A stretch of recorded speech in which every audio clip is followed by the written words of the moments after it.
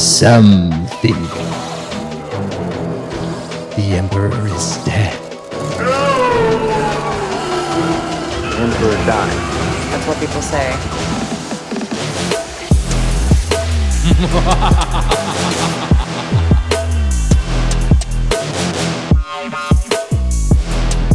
Hit me with some.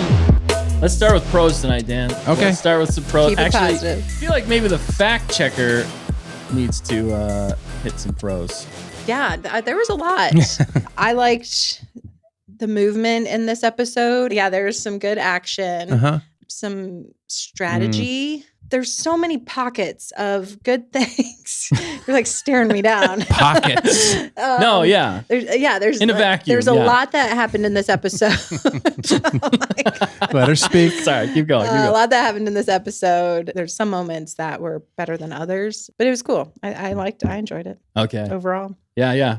No, I'll follow that up with a few. Or Dan, now why don't you follow it up with a few, Dan? I think you got some good ones. I mean, no, I did like some of the dialogue that we got, the humor actually that we got, the reveal, the cameo that we got was kind of cool. I liked some of the funny moments, like almost like laugh out loud, right? There was some levity in this episode that we hadn't seen like to this degree in the rest of the entire series, which is a pro and a con for me because it felt like the tone shifted a little bit when it did that, and I was kind of like, whoa, okay. All right, but it threw me off a little bit. But I enjoyed the comedic moments that we got and the lightheartedness, and in a way, it's like, well, that's what Star Wars is. It's got levity. Yeah. So pros for me in this one, great points, Dan and fact checker. I'm gonna say pros for me are the CGI is good. The space battles and everything like that, they've been nailing as far as all that goes. I've been loving that stuff. Definitely a standout. I say Hu Yang is probably the biggest standout for me in this episode. He's just, like Dan was saying, levity, great comments, like funny, like laugh out loud funny. Some of the only moments in this entire series have come from him, and I've been laughing out loud. The cameo we got was a pro and a con for me, and we'll go into that more in spoilers.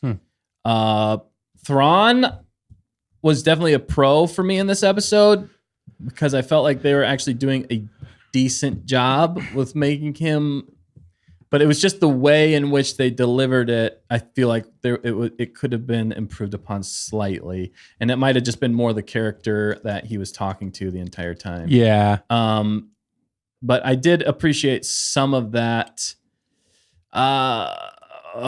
Reach for more pros. Dustin. Reach for more pros. I can do it. The creatures are still okay for me. Yeah. Like the turtle creatures are okay. They're not bad. I think they're cute enough. Yeah. I'm running out, Dan. Okay. That's okay. You when you run out, right? That's the pros. All right, let's hit some cons, baby. Let's hit some cons. Should you go first? Yeah. Maybe you soften the blow, Dan. I agree with Mrs. Manrique on a few things here. The title didn't feel like it fit with the episode very well. Agreed. I didn't understand the title for the first time. I'm like, it didn't tell me anything. Even at the end, it didn't tell me much. So somebody's got to explain that to me. Yeah. I found myself needing a lot of explanation. Okay. Yeah.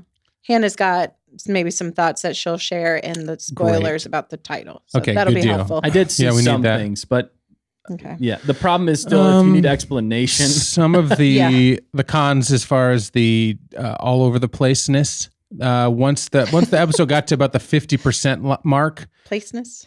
All over the placeness. Is that a word, Dan? It's befitting. It's befitting. Come on. Yeah, it did feel a little bit frantic. It felt like there was a lot of bouncing back and forth, like moment to moment, and that's how I understand. Like the edit. The edit was bugging you, right? But that's the story, right? They just felt like we're like following a lot of things because we're obviously at the penultimate episode where we get into the meat. I mean, this is like almost the peak, right? And so we have to set up everything for the peak. In my opinion, though, you're already at the peak. I mean, you're so close. You should be delivering some answers by this point. And as a con, I didn't feel like I got any answers to anything that I really wanted from what we've been leading to, right? So that makes a lot more pressure for episode 8 next week to really deliver on all of that, right? It just kind of felt like we were spinning the wagon wheels, pun intended. I mean, there was a wagon moment of this show, right? This episode. Basically. And it felt like we were just kind of stalling a little bit. And that's, I think, was Thrawn's point. He's like, perfect. That was like, you figured it out, Dan. yeah, but we'll go into that in spoilers for sure. Yeah. That was a hilarious thing we thought about at the very end. Yeah. When we watched the episode. So we did with one other pro, which definitely the soundtrack is always a good staple in this show. I definitely, and like to even counter myself. Okay. I have one more pro too. I remember. Okay, go ahead. Go. It reminded me of Rebels. I love me some Rebels. And that's a pro.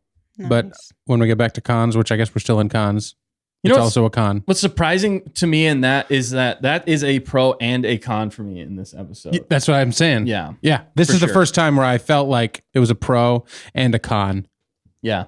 based on what we got. But yeah. So cons for me, Ahsoka just in general is still flat. There was this might be the best that we got of her in this the episode. show or the character? Sorry. No, her acting basically Okay. Yeah. and her coming to life this might be one of the best other than episode 5. Okay. That was definitely a con.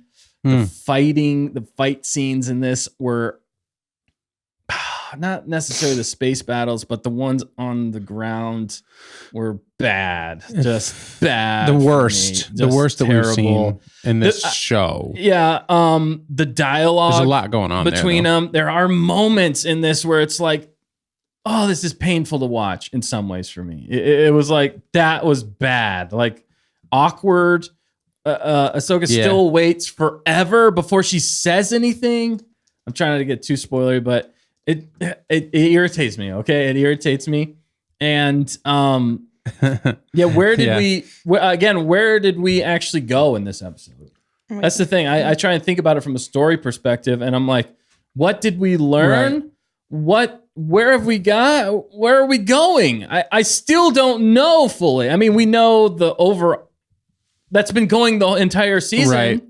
Yeah. You know, the whole point of this is still ticking down, Right. but we This haven't is the moved first- any other story along. This is the first time like the brakes felt like they got hit, you know, like because we're like flying forward into galaxies and meeting new people every episode, reveals of galore, right? All right, everybody's here. Now just run around for a while because we got to wait a minute until we can deliver the answers in the finale. Yeah, it's like, I don't know. Okay, so I'm sorry. I'm definitely going dark tonight. So just so you guys know, He'll come back to the light side eventually. professional. But Nick's not here, so he's someone's got to gotta be a deliver Sith. what he's Yeah, feeling. I'm just being honest. Okay, I have to be as real with you guys as possible because that's what best friends do. It's interesting because this is the Ahsoka show, but it's battling a little bit of Rebels. No, great point. There's like certain things about it that you're like, I said, in a vacuum, it's great. But when you put it all together in this, I feel like is when it really starts to fall apart, which is sad in a lot of ways. I'm never rooting for Star Wars to be bad. I always want Star Wars to be good. And like a true best friend again, I keep it real so that it can get better. You got to be honest about these things and tell them what you don't like so that hopefully they can improve. Yeah. But the biggest cons for me in this episode were, pacing issues. We did not move the story forward hardly at all for me. And the way they handled Ezra, I thought was, I did not like it at all. This is the thing. If there are fan films out there that I've seen that are 10 times better than this, okay? And maybe part of that is because usually when things go into a fan film, they're a lot shorter. That's one aspect of it. And I think that's actually a big con that's happening to the series is it feels like we're taking forever to get anywhere in this show, whereas a fan film is usually condensed down to like 10 minutes. 10 minutes. So sometimes when you have too much time on your hands, it becomes a con because you don't know what to do with all that time. So you just drag everything out. But then it gets stale and then it gets boring and then it's not exciting. And then Or it you doesn't run the feel risk, like yeah. Star Wars because Star Wars is high paced. I mean, there's definitely slow moments to it, but for the most part, you're cooking along. You know, if There you was go back good to pace in this. there was some pace to things in this. Yes. Some. But that's where I just have the biggest issues in this episode. Yeah. And I didn't have much of an emotional response to anything because I didn't feel like very connected with a lot of these characters. And I should. I really love Rebels. I love Clone Wars. I care for these characters, but in this show, I'm not caring that much because there's no weight, there's no stakes, there's nothing that's really getting me to be attached. I'm not on the edge of my seat because I basically know it's going to happen. Nothing.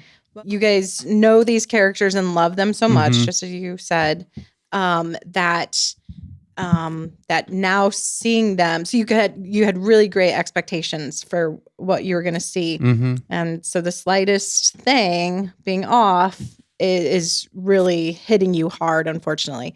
Whereas some of the new characters like Baylan and Shin, we don't know them as well, or we never knew them before. So Right. So the expectations, the level is different. They can only go up, whereas the others, I mean, they can't only go down, but unfortunately they can waver. But if you guys liked it, I know I'm throwing a lot at you guys. If you guys liked it, I'm glad you liked it.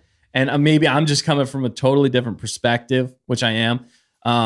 So if you liked it, there are definitely moments in this. And the other thing is, you know what? I might totally eat my words if the last episode is amazing. Okay.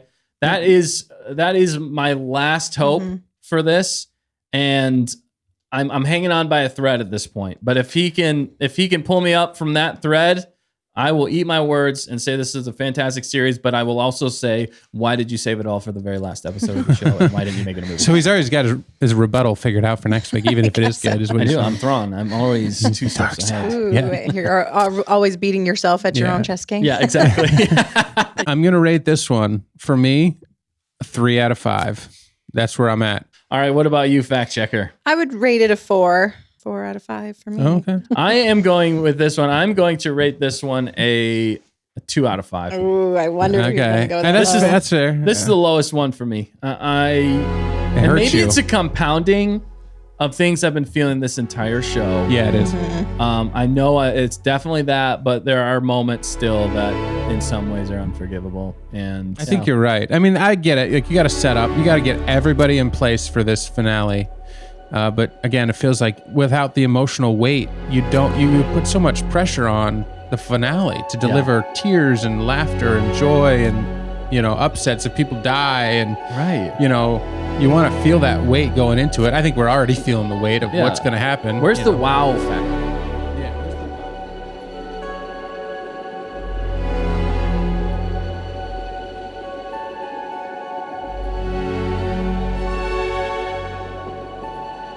I think I might be going home after all.